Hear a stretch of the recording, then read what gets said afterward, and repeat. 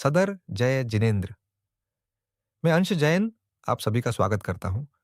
साथियों, आचार्य उमा स्वामी कृत तत्वार्थ सूत्र, जिसे हम मोक्ष शास्त्र के रूप में भी जानते हैं, यह जैन दर्शन का वह अनमोल ग्रंथ है जो हमें मुक्ति का मार्ग दिखाता है। हमारा परम सौभाग्य है कि इस महान ग्रंथ की सरल और मार्मिक व्याख्या करने के लिए हमारे साथ जुड़ रहे हैं आदरणीय ब्रह्मचारी अनिल भैया जी, जो इंदौर स्थित श्री दिगंबर जैन उदासीन आश्रम एवं अमर ग्रंथालय के अधिष्ठाता है। भैया जी के सानिध्य में तत्वार्थ सूत्र मोक्ष शास्त्र पर होने वाले ये प्रवचन हमारे आध्यात्मिक मार्ग को और भी प्रशस्त करेंगे। मेरा आप सभी धर्म प्रेमी बंधुओं से विनम्र निवेदन है कि आत्म कल्याण की इस चर्चा को अंत तक पूरा सुने। यदि आपको जिनवाणी का यह संदेश उपयोगी और मंगलकारी लगे तो इसे अपने मित्रों और परिवार के साथ शेयर अवश्य करें, ताकि धर्म की यह प्रभावना घर घर तक पहुंचे और हर जीव लाभान्वित हो सके। तो आइए एकाग्र मन से जुड़ते हैं आज के इस पावन स्वाध्याय से। मंगलम भगवान वीरो मंगलम गौतमो गणि मंगलम कुंद कुंदार्यो जैन धर्मोस्तु मंगलम सर्वमंगल मांगल्यम सर्वकल्याणकारकम प्रधानम सर्वधर्माणां जैनम जयतु शासनम मोक्षमार्गस्य नेतारं वेत्तारं कर्मभूभृतां ज्ञातारं विश्वतत्त्वानां वंदे तद्गुणलब्धये। पंच परमेष्टि भगवान की जय। संत श्रोमणी आचार्य गुरुवर श्री विद्यासागर जी महामुनिराज की जय। परम पूज्य आचार्य श्री समय सागर जी महाराज की जय। तत्वार्थ सप्तम अध्याय, प्रश्न नंबर 275, सूत्र नंबर 20। व्रती के दो भेद किए, एक अगारी एक अनगारी। अब जो अगारी माने ग्रस्त श्रावक है, उसका क्या लक्षण है? तो यहाँ अणुव्रतोगारी, अणुव्रतोगारी, अणुव्रत जो अपन पहले व्रतों का वर्णन किया था, देश सर्वतो नु महती, दो भेद किए थे। उसी व्रतों के अनुसार उन व्रतों को जो धारण करने वाला व्रती है, वह व्रती भी दो प्रकार के हैं, एक अणुव्रती और एक महाव्रती।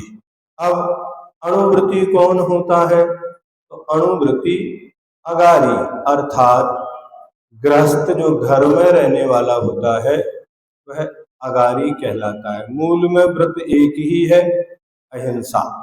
उस अहिंसा व्रत की रक्षा के लिए शेष 4 व्रत हैं, सत्य, अचौर्य, ब्रह्मचर्य और अपरिग्रह। अब उसी अहिंसा की रक्षा के लिए ये तो 5 अणुव्रत हो गए। एक इमारत की जो नींव महल की जो तैयार करना होता है, ये मात्र हुआ। बिना अणुव्रतों के गुणव्रत और शिक्षाव्रत नहीं होते। क्या नहीं होते? जैसे सम्यक दर्शन के बिना अणुव्रत नहीं होते, इसलिए कहा निसल्लो व्रति, व्रति सल्ल से रहित होना चाहिए। अब अणुव्रत होंगे तो ही उनके पास गुणव्रत और शिक्षाव्रत होंगे। हम व्यवहार में अभ्यास के रूप में बहुत सारे गुण व्रतों को और शिक्षा व्रतों को पालन करते हैं, लेकिन उनका जो मूल हमें मिलना चाहिए, उनका फल जो मिलना चाहिए, वो क्यों नहीं मिल पाता है? ऐसा ही है, रेगिस्तान में रेत के ऊपर भवन बनाओ, हवा चलेगी तो बालू के साथ भवन भी टूट जाएगा। ऐसे ही हम सामायिक करते हैं, लेकिन सामायिक करते हैं, अणुव्रत तो हमारे पास है ही नहीं। शिक्षाव्रत क्या होगा? हम नियम लेते हैं, इसके बाहर आएंगे नहीं जाएंगे, दिग्व्रत भी करते हैं, देश व्रत भी करते हैं, अनर्थ दंड का भी त्याग कर लेते हैं। वो सामान्य से अभ्यास के रूप में तो होगा, जैसे किसी कक्षा में बिना नाम लिखाए कोई विद्यार्थी कहीं भी बैठकर सुनता रहे, लेकिन जब परीक्षा का समय आएगा तो उसको परीक्षा देने का पात्रता अधिकार नहीं होगा। ऐसे हम स्वाध्याय करते हैं, हम दान देते हैं, सामायिक भी करते हैं, लेकिन क्या हमारे पास सम्यक दर्शन है? शल्यों से रहित अणुव्रत है, अणुव्रतों का संकल्प है। अगर नहीं है तो उनके वो व्रत क्या नहीं कहलाएंगे? गुणव्रत और शिक्षाव्रत नहीं कहलाएंगे। और यदि उसके पास अणुव्रतों का संकल्प है तो कथनचित आचार्य भगवान समंतवर्त स्वामी जी उस अणुव्रतों को भी महाव्रती संज्ञा देंगे। किसको देंगे? जिसके पास अणुव्रत है और वो सामायिक कर रहा है। उस सामायिक के काल में कहा, चे लोग सृष्ट मुनि रूप, वस्त्र उड़ाए हुए मुनि के समान उसकी संज्ञा दी जाएगी। कब दी जाएगी? जब उसके पास अणुव्रत होंगे। तो कितनी उदारता है, कितने चरणबद्ध तरीके से उस श्रावक के लिए सुविधा दी जा रही है कि सबसे पहले तुम सम्यक दर्शन को प्राप्त करो। जब सम्यक दर्शन हो जाए तो सम्यक दर्शन के अतिचार आदि को त्याग करो, फिर उसके 8 अंगों का विचार करो, उसके 8 दोषों का विचार करो, 6 अनायतनों को आयतन अनायतन को जानो और 3 मूर्ताओं का त्याग करो। यहाँ तक जब तुम्हारी यात्रा पूर्ण हो जाए तो फिर आप चारित्र के क्षेत्र में अणुव्रतों की भावना भाव।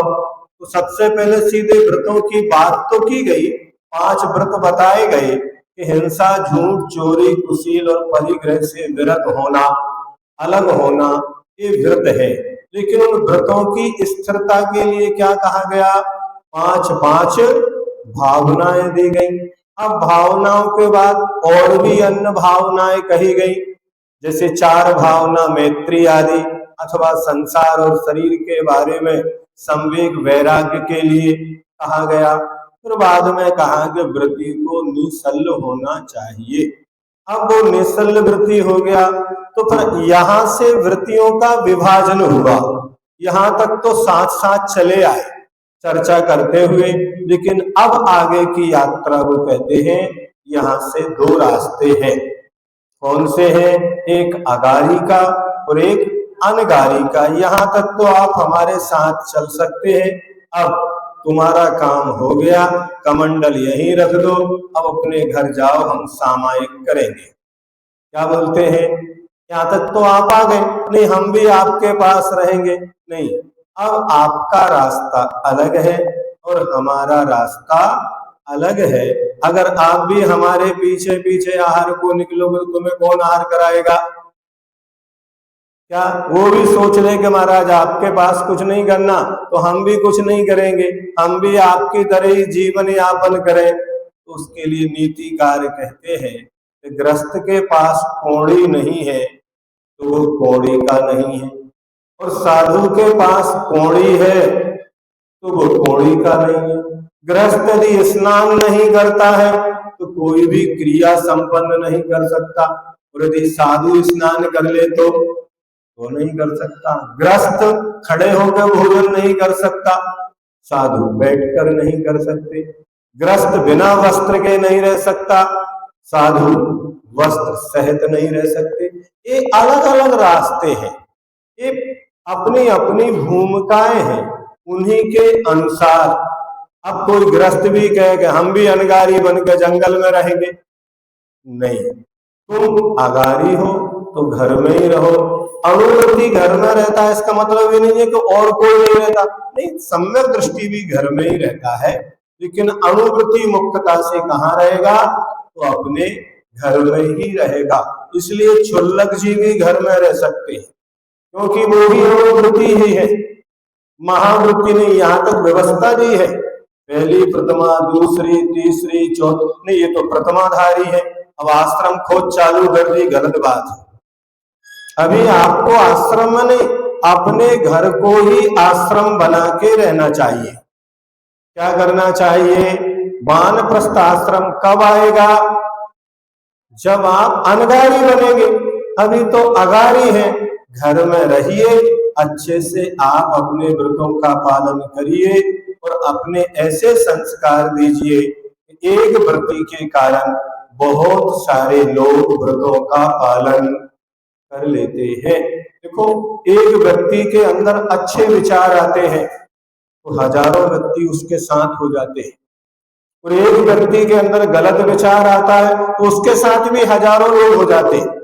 ध्यान रखना, अच्छे विचार वाले के साथ कम होते हैं, क्या होता है, लेकिन बुरे विचार वालों के साथ समूह होता है।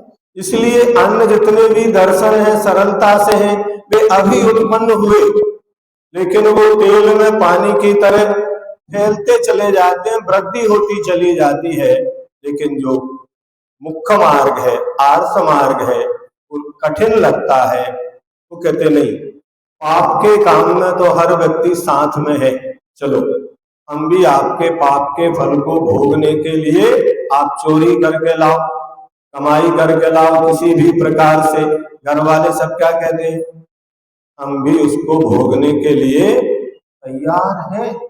लेकिन आप कहो कि हम आज उपवास करेंगे, तो आप ही कर लो, पूजन करेंगे, वो हमसे नहीं बनता है, स्वाध्याय हम आपको मना नहीं कर रहे हैं, लेकिन पाप के लिए कहो तो बोलो। और यहाँ तो कल्चर ही है, रविवार है तो घर में भोजन नहीं बनेगा तो कहाँ चलेंगे, बोलो, होटल में जाएंगे। लेकिन आज चतुर्दशी है, अष्टमी है, आज हम अगर साफ शुद्ध भोजन बना के करना कराना चाहे तो आप अपने लिए अलग बना, आप नहीं बनाओगे तो हम होटल पे चले जाएंगे। क्या है, आप सोच, कितना सरल है और कितना कठिन है, क्योंकि अच्छे काम को करने के लिए लोग कम तैयार होते हैं। उनको उदाहरण दिया जाता है कि एक मछली पूरे तालाब को गंदा कर देती है, लेकिन अकेला चना कभी भाड़, क्या ये दोनों के लिए है, छोटे मार्ग के लिए एक मछली पर्याप्त है, क्या करने के लिए, पूरे तालाब को गंदा करने के लिए। लेकिन एक चना अब क्या करता है, एक व्रती होता है, अणुव्रती बनता है, घर में अकेला रह जाता है, उसका साथ कोई नहीं देते। लेकिन पाप के कार्यों को करने के लिए तैयार हो जाओ, पूरा परिवार कहता है ताला लगा के हम भी चलेंगे, छोटे छोटे बच्चे भी तैयार हैं और वृद्ध भी उसमें सम्मिलित होने के लिए तैयार हैं। लेकिन जब व्रतों की बात आती है, मोक्ष मार्ग की बात आती है, अच्छी बात आती है, तो सभी लोग अपने हाथ क्या करते हैं, खड़े करते हैं। इसलिए अनुव्रतोगारी अर्थात एक देश व्रत पालने वाला सम्यक दृष्टि जीव अगारी कहलाता है। जो अहिंसादी व्रतों को संपूर्ण रूप से पालने में समर्थ ना हो, वह गृहस्थ मर्यादा में रहकर अपनी त्याग वृत्ति के अनुसार इन व्रतों को कुछ अंशों में पालता है। उसे अगारी अणुव्रती श्रावक कहते हैं। वस्तुतः हम इन व्रतों के फल को जानते नहीं है कि एक छोटा छोटा नियम भी संसार से पार उतरने के लिए किस प्रकार सहायक हो जाता है। अगर ये पता चल जाए तो शायद लाइन लग जाए।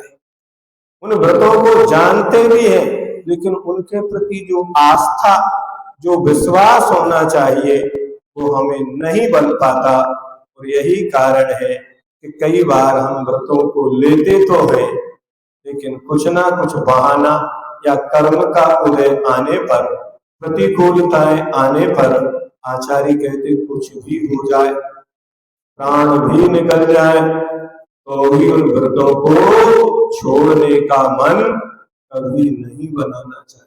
बहुत दुर्लभता से ये प्राप्त होते, दो गति में तो है ही नहीं। ये अनुव्रत अगर आपको हीन भावना आए तो देखना त्रियंचों के पास भी होता है और हमारे पास भी हो सकता है, लेकिन देवनारियों के पास अनुव्रत नहीं होते। वे भले ही कितने ही द्वादशांग के पाठी हो, एक भव अवतारी हो, निरंतर तत्व चर्चा के अलावा कुछ भी ना करते हो, वहां कोई देवांगनाएं भी ना हो, जो कल्पातीत देव है, फिर भी उनके पास अणुव्रत नहीं होता है। और यहाँ मनुष्यों में भी भोग भूमि के मनुष्यों त्रेंचों के पास नहीं होता है। कर्म भूमि के जो मनुष्य हैं और त्रियंश उनको ही होगा। कर्म भूमि भी मिलेक्ष खंड वालों के पास नहीं होता, आर्य खंड में ही होता है। आर्य खंड में भी जो नीच कुलोत्पन्न है उनके पास भी ये अणुव्रत नहीं आ सकते। अच्छे कुल में उत्पन्न हो तो कह दिया वो उपचार से आपको चंडाल और भील आदि के, लेकिन वास्तव में अणुव्रत भी आएंगे तो अच्छे आचरण कुल वालों के पास ही आते हैं। ये सारी अनुकूलताएं हमें प्राप्त हुई है।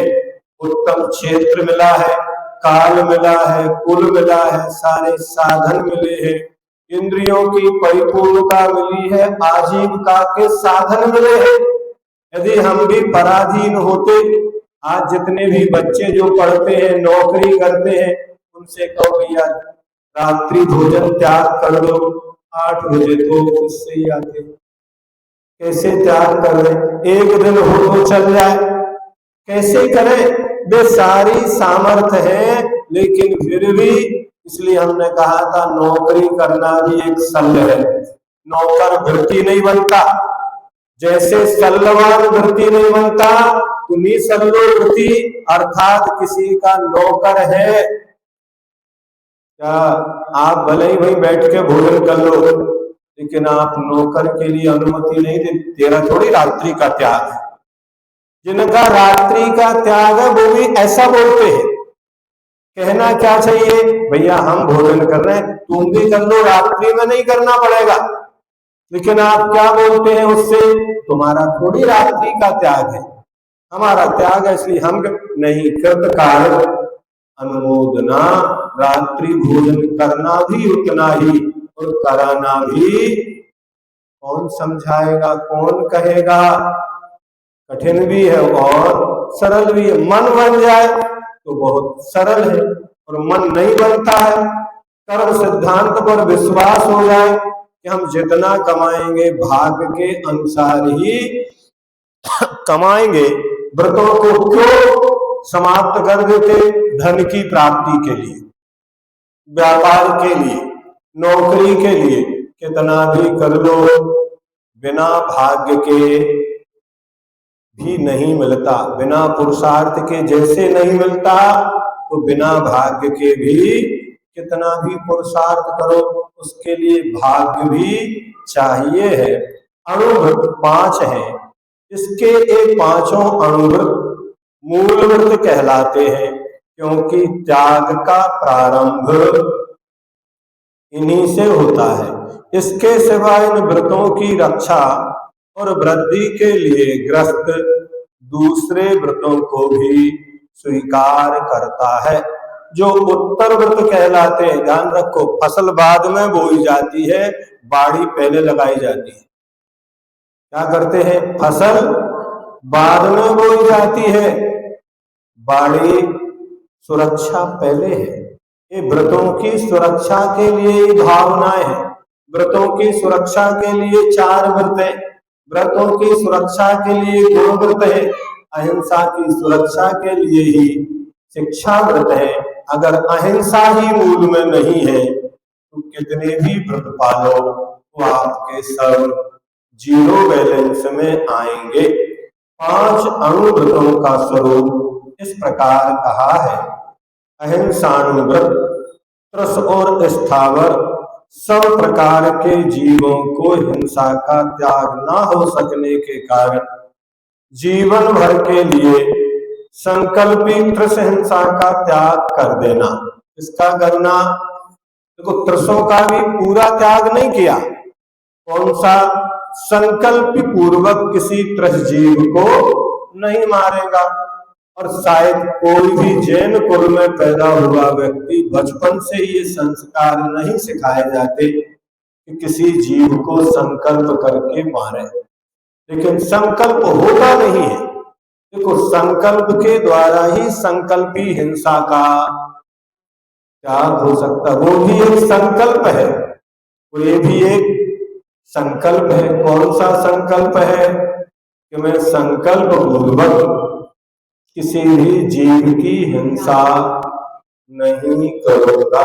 हिंसा होगी, हम उससे बहुत सारे लोग तर्क देंगे, आएंगे तर्क शास्त्र के द्वारा, तो भगवान को भी पाषाण सिद्ध किया जाता है।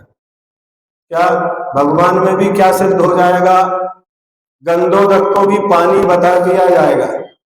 लेकिन श्रद्धा ये कहती है कि हमारे भगवान है। ऐसे ही संकल्प पूर्वक तुम उन जीवों के जो 2 इंद्रिय से लेकर 5 इंद्रिय तक के जीव हैं, मैं किसी जीव को संकल्प पूर्वक नहीं मारूंगा। बस इतना संस्कार यदि जीवन में आ गया, वो व्यक्ति कभी भी गलत रास्ते पर नहीं चलेगा। एक बार संकल्प हो गया माता पिता के द्वारा, जैसे गांधी जी भले विदेश यात्रा करके आ गए, संकल्प था कि हम हिंसा नहीं करेंगे। जब वो विदेश जाने लगे पढ़ने के लिए, माँ के पास गए, माँ क्या हम विदेश पढ़ने के लिए जा रहे हैं, आशीर्वाद दो। माँ ने कहा बेटा वो चाकू रखा है, उठाकर मुझे दे दो। क्या कहा? ये सुना ही नहीं उसने क्या कहा। उन्होंने कहा वो चाकू रखा है, वो थोड़ा उठा के देना। उन्होंने चाकू उठाया, लेकिन उस चाकू की नोक अपने तरफ की और उसका जो लकड़ी का दस्ता फलक था वो माँ की तरफ करके पकड़ा दिया।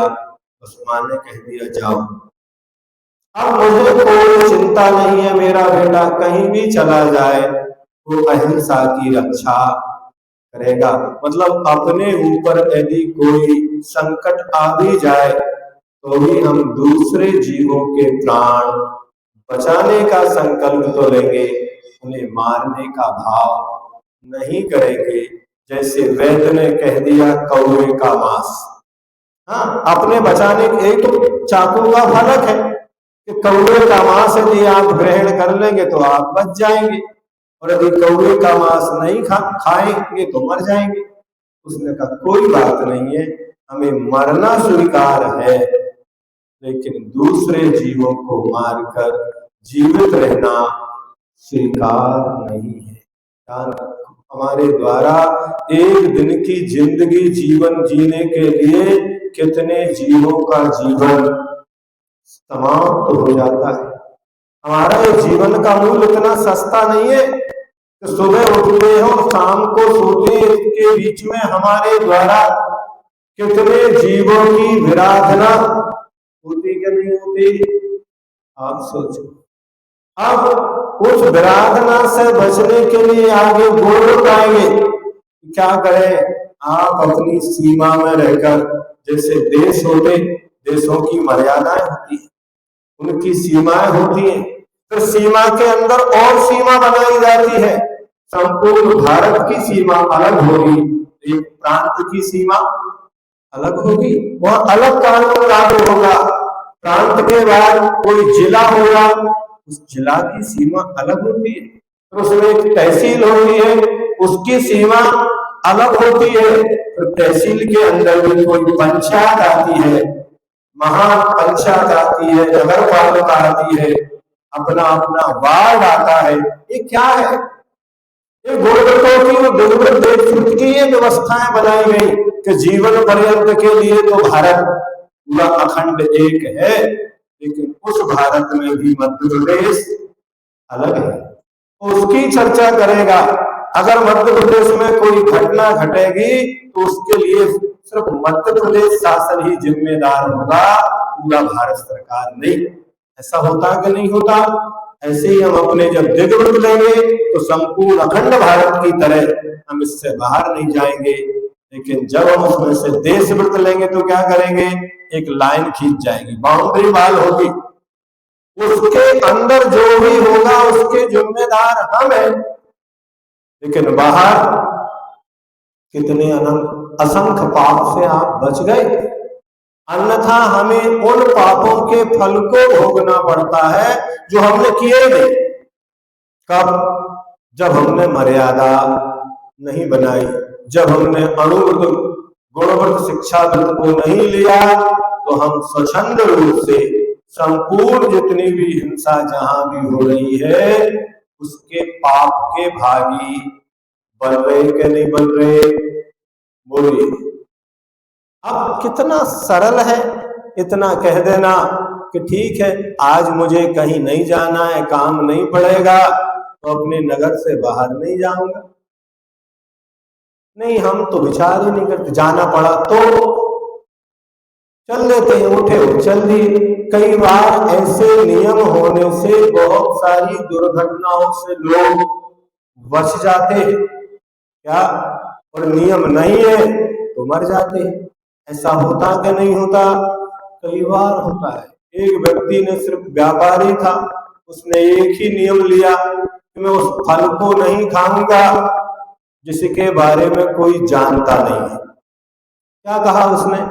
जिस फल के बारे में कोई जानता नहीं है कि कौन सा फल है, भक्ष्य के अभक्ष्य, खाने योग्य है कि नहीं है, उस फल का मात्र उसने त्याग किया। जितने फल वो जानता था उनमें से एक भी फल का त्याग नहीं किया।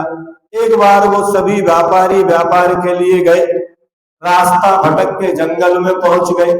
अब पास में जो भोजन सामग्री थी वो समाप्त हो गई। अब देखते हैं कि सामने वृक्षों में सुंदर सुंदर फल लगे हुए हैं और फल तोड़ लिए गए। जब वो भोजन करने बैठे तो उसने अपने नियम अनुसार पूछा, ये कौन सा फल है? ये फल है, ये तो लोगों ने कहा, लेकिन ये नहीं बता पाए ये कौन सा फल है। उसने कहा भाई हम भोजन नहीं करेंगे। क्यों नहीं करेंगे? हमारा नियम है, संकल्प है कि जिस फल का नाम गुण धर्म हम नहीं जानते उसको ग्रहण करने का हमारा त्याग है। ठीक है आप एक तरफ बैठो, हम तो कर लेते हैं, आप कर लो। जैसे ही भोजन किया गया एक एक करके सब क्या हो गए? मरण को प्राप्त हो गए। लेकिन वो व्यक्ति क्यों बच गया है? हाँ, इसलिए आपको पता है पहले भोजन करने बैठते थे उस भोजन को चेक करते थे। क्या करते थे? किसी लेबोरेटरी में नहीं जाना पड़ता था, उसमें से एक गिलास उठाओ और किसी भी चींटी आदि, पक्षी, कौवा आदि को, कुत्ते आदि को खिला देते थे, है ना। अब अगर भोजन रखा आपने और मक्खियां बैठी हो, मरना प्रारंभ हो गई, क्या होगा? उसमें क्या मिला है? क्योंकि पहले ऐसा लोग करते थे, भोजन में जहर मिलाकर किसी को भी मारने का षड्यंत्र रचाया जाता था। तो आपको लगता रहा ये तो पाखंड है, ये तो मिथ्यात है, हम क्यों अपना एक गिलास निकाले? नहीं, भोजन में से पहला ग्रास अलग करके निकाल के ही भोजन किया जाता था। ये अणुवृत्ति का धर्म था, कर्तव्य था। लेकिन आज हम अपनी नई पीढ़ी को ये संस्कार देते नहीं है। क्यों नहीं देते? क्योंकि हमारे पास उत्तर नहीं है। हमें खुद भी पता नहीं है कि कौन सी क्रिया के पीछे क्या लॉजिक है। अगर आप लोगों को बताएंगे तो वो समझेंगे कि इसके पीछे ये लॉजिक था, आपको तो पता ही नहीं। तो ऐसे बहुत सारे हर चीज की परीक्षा होती थी। भोजन करो तो परीक्षा करो, पानी पियो तो उसकी परीक्षा करो, घर में रहो तो उस घर की परीक्षा करो। ऐसी जिस बिस्तर पलंग के ऊपर भी आप बैठे, आगे आएगा इसमें, अपने संस्तरण उपकरण आदि को देख के उठा के, बिछी हुई चटाई भी हो तो क्या करो? क्या करो, उस पे बिछी हुई चटाई को पहले उठाओ फिर बिछाओ, दो फायदा होंगे। अगर उसके कोई नीचे कोई जीव जंतु है तो वो बच जाएगा, और यदि किसी ने षड्यंत्र पूर्वक आपका पलंग किसी कुएं के ऊपर बिछा दिया है तो ऐसा भी होता था। कथाएं ऐसी आती हैं कि कुएं के ऊपर पलंग बिछा हुआ है और उसके ऊपर जो पलंग है उसमें कच्चे सूत की क्या बैठते से ही टूटे और सीधा कुएं में जाके गिर जाए।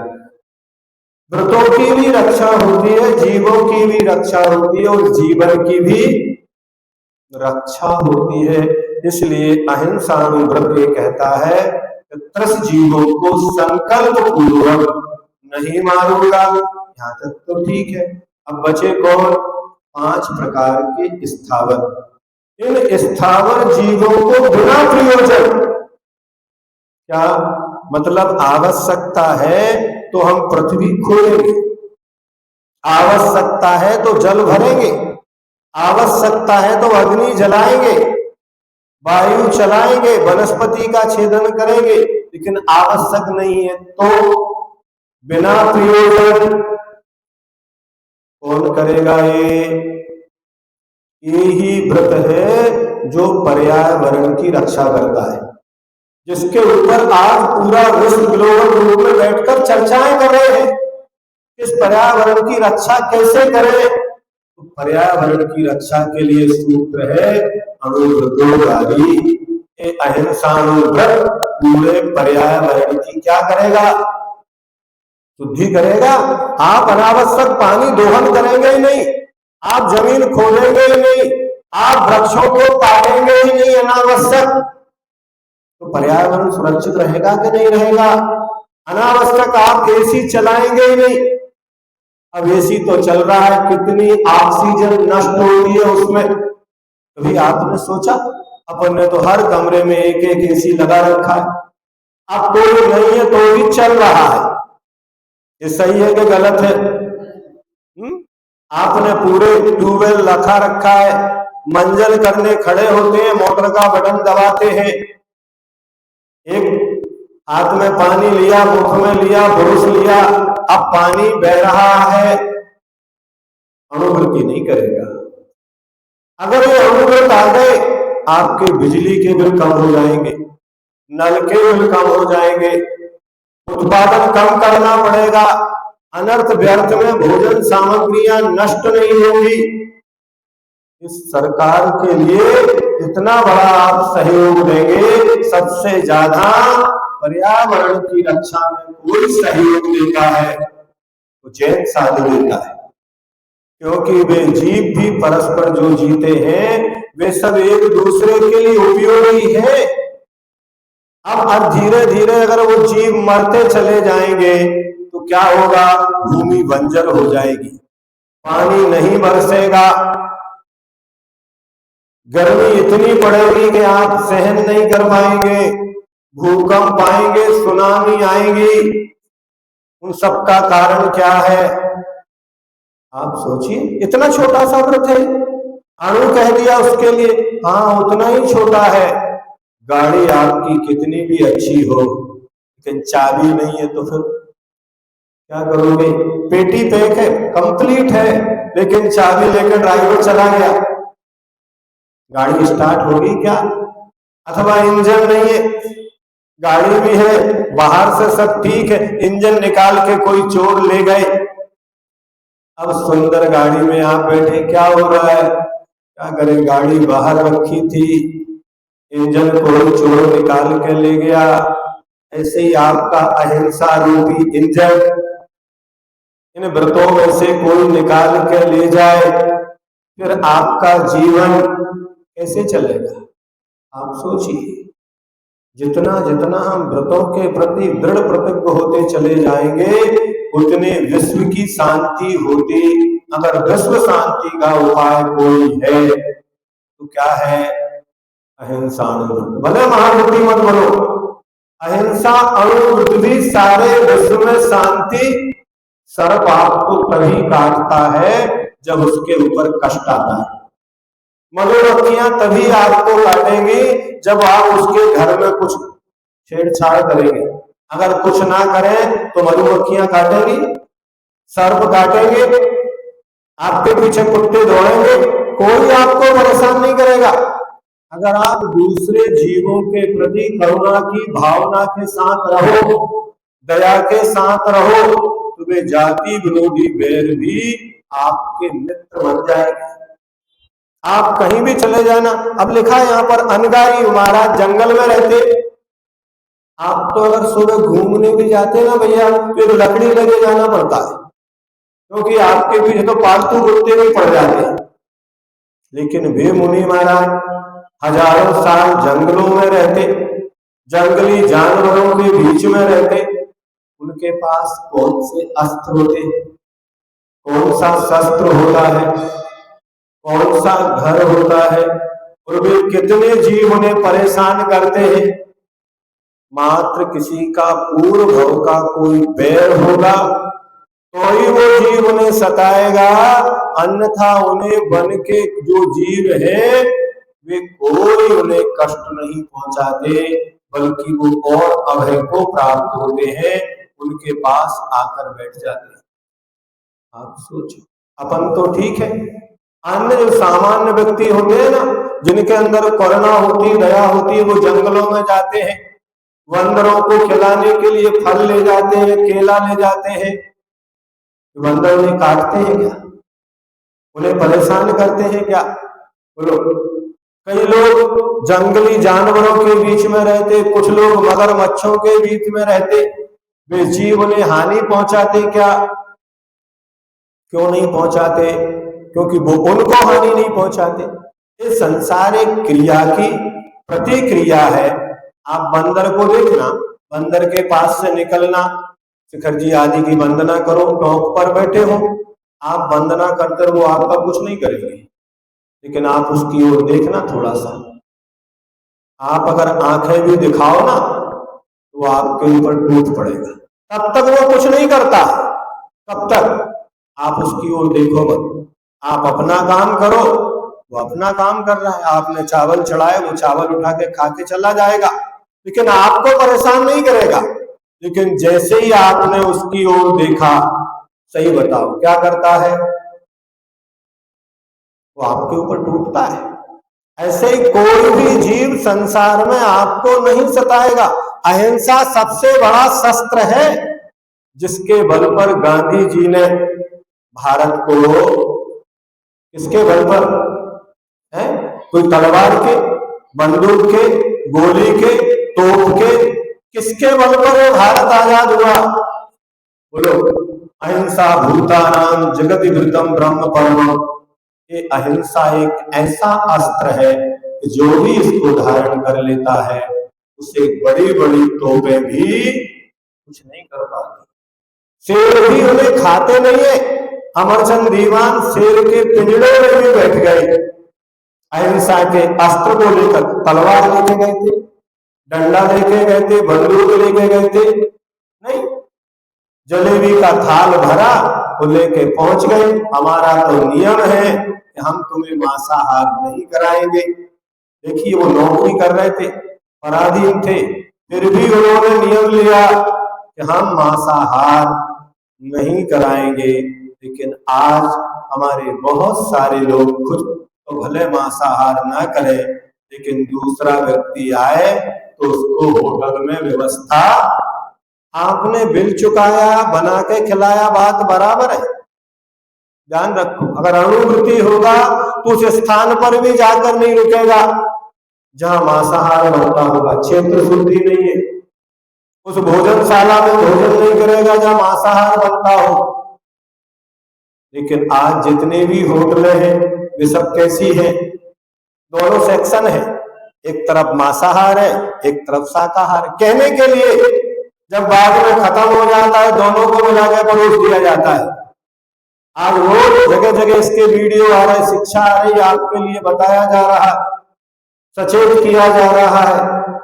ना वो क्षेत्र शुद्धि है, ना वो भोजन शुद्धि है, क्योंकि हमारे पास अणुव्रत नहीं है। हमें तो अच्छी एसी बढ़िया वाली होटल चाहिए, वहीं रुकेंगे। बुक करने के पहले आपने उसमें जानकारी निकाली क्या मांसाहार बनता है कि नहीं बनता। आप शादी के लिए गार्डन बुक कराते हैं, कभी आपने इस बात की जानकारी निकाली कि यहाँ पर कभी मांसाहार बनता है कि नहीं बनता। सोचो आप, एक दिन पहले वहां मांसाहार बना उन्हीं बर्तनों में उसी स्थान पर, अगले दिन आप पहुंच गए अपने बेटे बेटी की शादी करने के लिए उन्हीं बर्तनों में उसी स्थान पर, क्या होगा। ऐसा हो रहा है कि नहीं हो रहा भैया। सोचना, ये अणुव्रतों का विस्तार इतना छोटा सा नहीं है जितना आप लोग समझ रहे हैं। एक एक जगह से आपको चारों ओर से वो सीमा रेखाएं बनाई जाएंगी तब कहीं होगा। इसलिए जीवों की हिंसा तथा आरंभ भी यथासंभव कम करते जाना, ये क्या है, अहिंसाणुव्रत है।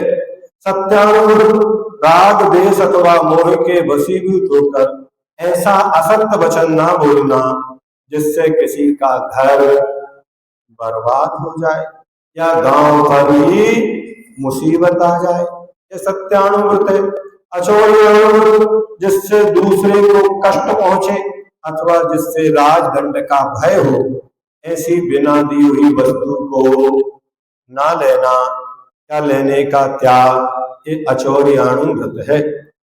ब्रह्मचर्यानुव्रत अपनी विवाहिता स्त्री या विवाहित पुरुष के सिवा शेष सब स्त्रियों या पुरुषों की ओर बुरी निगाह से नहीं देखना, ये ब्रह्मचर्यानुव्रत है। और परिग्रह परिमाण अनुव्रत मूल में एक अहिंसा है, उसी की रक्षा के लिए ये चारों हैं, ये मूल में बार बार याद करना। धन धान्य जमीन जायदाद वगैरह का आवश्यकता के अनुसार एक प्रमाण निश्चित कर लेना और शेष का त्याग करना, ये परिग्रह परिमाण अनुव्रत है। पूर्ण रूप अहिंसादी 5 व्रतों को पालने वाले महाव्रती अनगार साधु अथवा मुनि होते हैं। इस अध्याय में अणुव्रतधारियों यानी श्रावकों को ही चारित्र का विशेष निरूपण है। श्रावक वही होता है जिसके पास कम से कम अणुव्रत तो हो। अगर अणुव्रत नहीं है तो उनको श्रावक नहीं, सदग्रस्त तो कह सकते हैं कथनचित, लेकिन श्रावक संज्ञा पंचम गोस्थान से जो देशभृति होते हैं उस देशभृति की 11 कक्षाएं होती हैं। क्या होती है, अपने पंडित जी साहब बांटते थे, नर्सरी KG1 KG2 KG3, फिर प्राइमरी, फिर मिडिल स्कूल, फिर हायर सेकेंडरी, फिर कॉलेज, फिर गर्ल्स कॉलेज और अलग अलग करते थे। ये व्यवस्थाएं आज की नहीं है, ये अनादि काल से, जब से धर्म की परंपरा प्रारंभ होती है तभी से व्यवस्थाएं सभी को दी जाती हैं। इस प्रकार से 5 अणुव्रत का जो धारी होता है वो घर में निवास करता है, उसकी ये संज्ञा होती है। जावाणी के ज्ञान तय सूर्य लोकालो सोवाणी मस्तक नमो सदा देव वाणी भारी शरणा कहे सो पावे सुचे देव भगवत को सेवो दया धर्म पावे सदा यही मोक्ष का